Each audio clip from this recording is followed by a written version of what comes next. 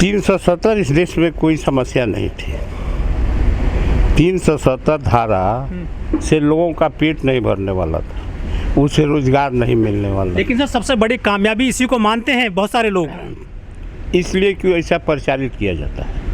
आप इस YouTube channel के माध्यम से जो प्रचार करेंगे तो इसको जितने लोग देखेंगे उसको मानेंगे कि यह सच्ची बात बोल रहा है। लेकिन सर अखबारों में जो निकलता है, छपता है झूठी खबरें, उसको गांव का लोग सीधा साधा आदमी मानता है कि सही निकला हुआ है। इस आंदोलन को बदनाम करने के लिए बीजेपी तरह तरह की हथकंडा अपना रही है, तरह तरह की स्पीच दे रही है, जैसे गुंडा, मवाली, खालिस्तानी, पाकिस्तानी, ये सब फेल हो गया।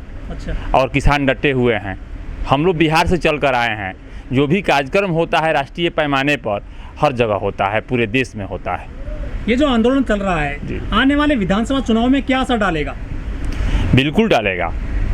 जिस तरह असर बंगाल में पड़ा है, ममता जी ने कही है कि इसमें किसानों की भी भूमिका रही है, वैसे हम लोग भी जो विधानसभा का इलेक्शन होगा उत्तर प्रदेश में, इस सरकार के विरुद्ध जाएंगे कि ये सरकार की क्या क्या नाकामियां हैं, उसको गिनाएंगे जनता से और उनके खिलाफ मतदान करने का अपील करेंगे।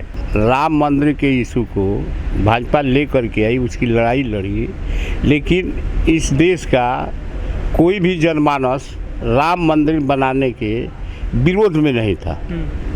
जगह की बात थी, जगह यहाँ हो या वहाँ हो, लेकिन भाजपा सरकार तो इसको नहीं लेकर के आई। ये तो भारत का सर्वोच्च न्यायालय आदेश दिया, सर्वोच्च न्यायालय के आदेश पर मंदिर निर्माण का काम शुरू हो रहा है। लेकिन सर देश भर के लोग चंदे दिए और चंदा भी जो सरकार ने ट्रस्ट बनाया उसकी क्या स्थिति है आप स्वयं जानते हैं। चंदा तो खैर चोरी हुआ है, काफ़ी चंदा चोरी हुआ है, आज भी हो रहा है और इसके पहले भी कई बार इन लोगों ने चंदा लिया है। राम जी के नाम पर ईंटा पुजवा करके, देश भर में रथ घुमा करके लगातार रुपयों का माने राम जी के नाम पर देश को ठगते आए हैं, आज भी ठग रहे हैं। आज भी यूपी के मुख्यमंत्री योगी आदित्यनाथ जी गए थे तो टेंट में ही राम जी की पूजा करके आए हैं। कहाँ गया इन लोगों का इतना रुपया और इतना सब काम? लेकिन जो अपना ये घोषणा पत्र में लेकर आई थी बीजेपी, उसको तो पूरा कर दिया ना उन्होंने। घोषणा पत्र में तो 2 करोड़ रोजगार देने की बात की थी। किसानों के राम मंदिर तो था। सुनिए ना, राम मंदिर था। किसानों के दुगने टेढ़े आय बढ़ाने की बात थी। 2022 में होनी आय दोगुनी। अरे 2022 में अब कितना दिन है, लेकर के आई थी। और इस तरह के उसके घोषणा पत्र में तो बहुत नारे हैं। ईडी है, सीडी है, वह तो सरकार परस्त है, सरकार के इशारे पर काम कर रही है, लोगों को डराने के लिए काम कर रही है। आज ईडी और सीडी ही है कि यह किसान आंदोलन को छोड़ करके और राहुल गांधी को छोड़ करके सारे नेता उससे डरे हुए हैं। हम जेपी सेनानी हैं। 74 में इंदिरा गांधी के खिलाफ जो आंदोलन हुआ था, हम उसके एक सिपाही रहे हैं और उस स्थिति में इंदिरा गांधी के खिलाफ जो आंदोलन हुआ 74 का, वह धीरे धीरे आग उसका सुलगता गया और एक दिन इंदिरा गांधी को स्वतः हारना पड़ा और गद्दी छोड़ना पड़ा। मोदी जी की वही स्थिति होगी। आप आज किसान आंदोलन अगर ठंडा पड़ जाता है, किसान हार जाते हैं तो यह देश हार जाता है। आज किसान अपनी लड़ाई सिर्फ किसानी की नहीं लड़ रहा है, इस देश की उस आम जनता की लड़ाई लड़ रहा है जिसके सामने सारी समस्या है। किसान का बेटा ही आज बेकार है, किसान का बेटा ही आज फौज में नौकरी करता है, सीमा पर गोलियां खाता है, लेकिन किसान आज बेचारा पठाल स्थिति में पड़ा हुआ है। अगर जो लोग किसानी करते हैं वह किसान की दुख पीड़ा को समझते हैं। करीब 250 सांसदों ने अपने थी में लिख करके दिया है कि हम किसान हैं।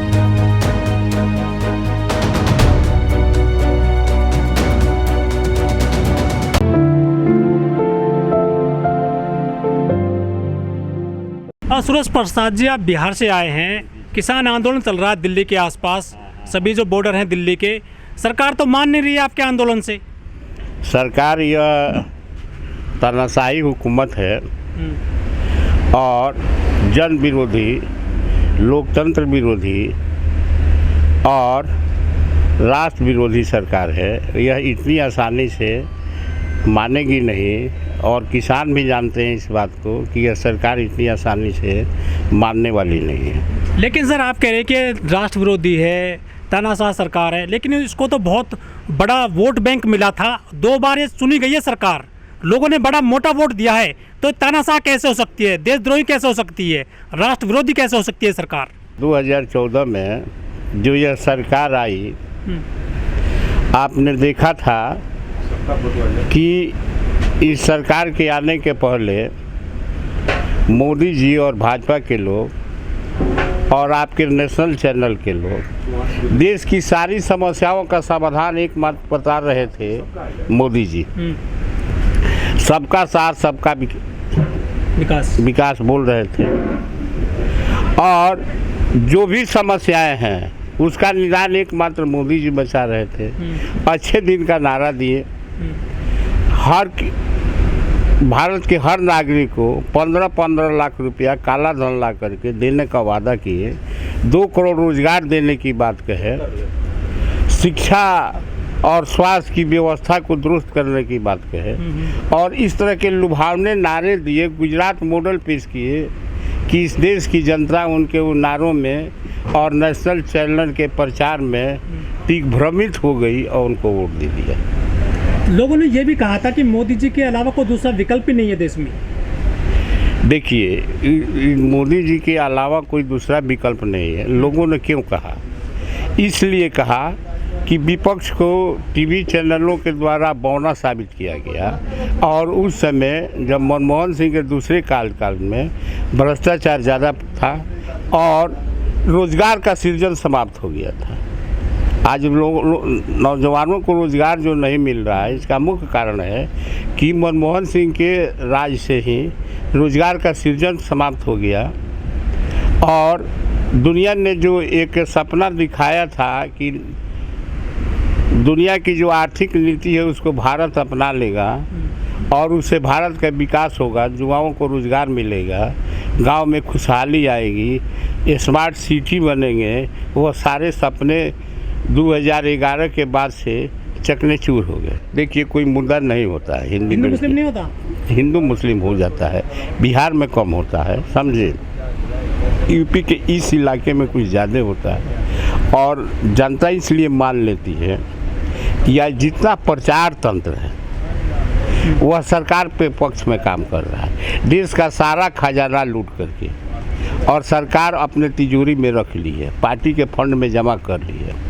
आप एक एक चीज़ देखिएगा तो आज सारी सरकारी कंपनियों को औने पौने दामों में बेच दिया, और उसका जो मोटा रकम है वह भाजपा के एथी में चला गया। इतना दिन कांग्रेस शासन किया, किसी जिला में उसका ऑफिस नहीं देखिएगा, और आज भाजपा के हर जिले में अपना ज़मीन खरीद करके विशाल विशाल कार्यालय बना हुआ है। सर, 7 साल से जब से मोदी सरकार चल रही है, ये कंपनियां तभी से बिक रही हैं, लेकिन किसानों ने कोई जब विरोध नहीं किया था इतने बड़े पैमाने पर जिस तरह से अब कर रहे हैं। क्या किसानों को अपना जो है भविष्य पता चल गया है? देखिए, किसानों का भविष्य तो पहले से अपना पता था, लेकिन मोदी जी आए तो किसानों को सपना दिखाए कि हम 1.5 दाम फ़ायदा देंगे और किसानों की भलाई होगी। नौजवानों को लगा कि सच में 2 करोड़ रोजगार मिलेगा, और जब नहीं मिला तो किसान और नौजवान आज दोनों सरकार से उतने ही नाराज़ हैं जितने इस देश के वे लोग हैं, अल्पसंख्यक लोग हैं या और लोग हैं, समझे ना, जो नाराज़ है।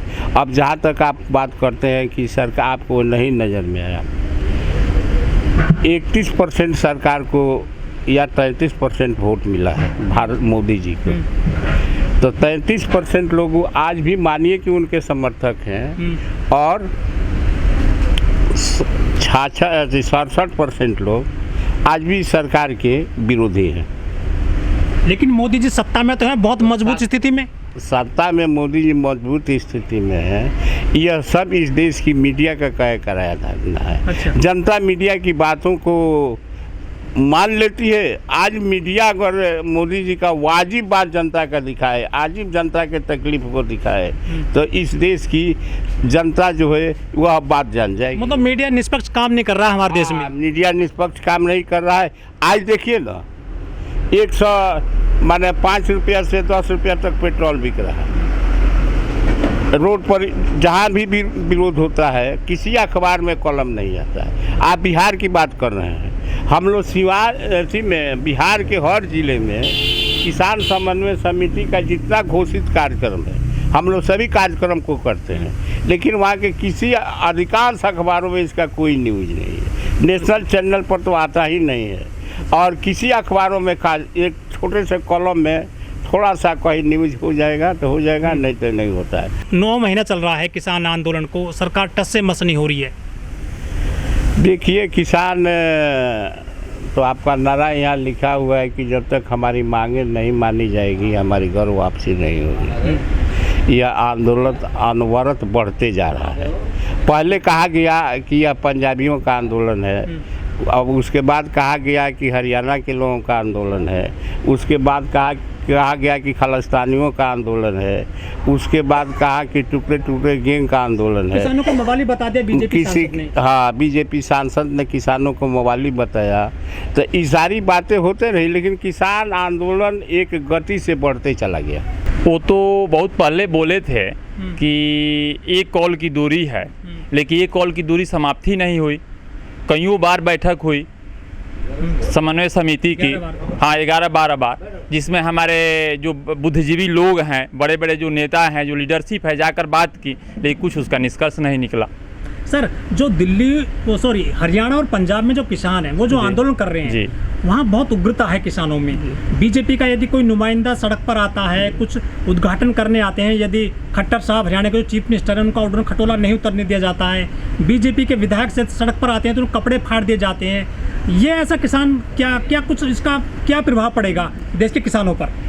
जी, उग्र तो हर जगह किसान है, लेकिन जिस तरह का विरोध है पंजाब और हरियाणा में चल रहा है, वैसी विरोध है बिहार में और अन्य जगह नहीं चल रहा है, लेकिन उग्र चारों तरफ है। यूपी का किसान है सबसे ज़्यादा पूरी दुनिया में जी। तो बीजेपी की सरकार है यहाँ पर, योगी आदित्यनाथ जी की, क्या सरकार को सपोर्ट कर रहे हैं क्या यूपी के किसान? यदि वो विरोध नहीं करते हैं तो पंजाब और हरियाणा जी नहीं, वे भी विरोध कर रहे हैं। जो सामने आ रहा है विरोध के रूप में, उसको गलत ढंग से फंसाया भी जा रहा है। वहाँ के किसान शांत नहीं बैठे हैं, वो भी अपनी ताकत के अनुसार विरोध कर रहे हैं। और हमें लगता है कि सत्ता का विरोध अगर हम रोड पर नहीं कर पाते हैं पूरी ताकत के साथ, तो मतदान के समय में आदमी विरोध करता है, उसका खिलाफ करता है, उसकी सरकार गिराता है। इनका तो यही औजार ही है, साम दंड भेदभाव। अच्छा। हमें नहीं लगता है कि हथियार इनका लोकसभा विधानसभा चुनाव में चलेगा। क्या गारंटी है? गारंटी है कि जनता अब ऊब चुकी है इनसे, इनके शासन से। लेकिन लोग तो कहते हैं कि मोदी जी, योगी जी बढ़िया काम कर रहे हैं, उन्होंने हिंदू धर्म को जो खतरे में से निकाल लिया है, हिंदुवाद मजबूत होता दिख रहा है उत्तर प्रदेश में। हमें नहीं लग रहा है कि हिंदू धर्म कभी खतरे में था। अगर खतरे में होता तो हमें लग, सनातन धर्म तो पूरी दुनिया की सबसे पुरानी धर्म है। इसी धर्म से मुस्लिम धर्म भी बना है। अच्छा। इसी से ही कल ही पैगंबर साहब 600 ईस्वी के आसपास जन्म हुआ, उससे बने हैं। तो सबसे पुरानी धर्म है, ये कभी खतरे में नहीं रही है। इन लोगों को अपना वोट हिंदुओं को सेंटिमेंट जगाने के लिए इस कार्ड का प्रयोग करते हैं कि हिंदू धर्म खतरे में है। क्या हिंदू सोया हुआ है फिर?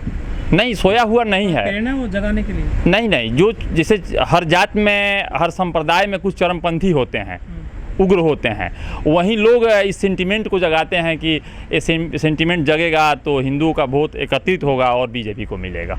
तो फायदा मिलेगा विधानसभा चुनाव में इस पूरे सेंटिमेंटल जो बता रहे हैं? अभी जो किसान आंदोलन चल रहा है, इसमें धर्म और जाति काफ़ी टूटा हुआ है इस आंदोलन में। अच्छा, इसलिए इनको फायदा नहीं होगा।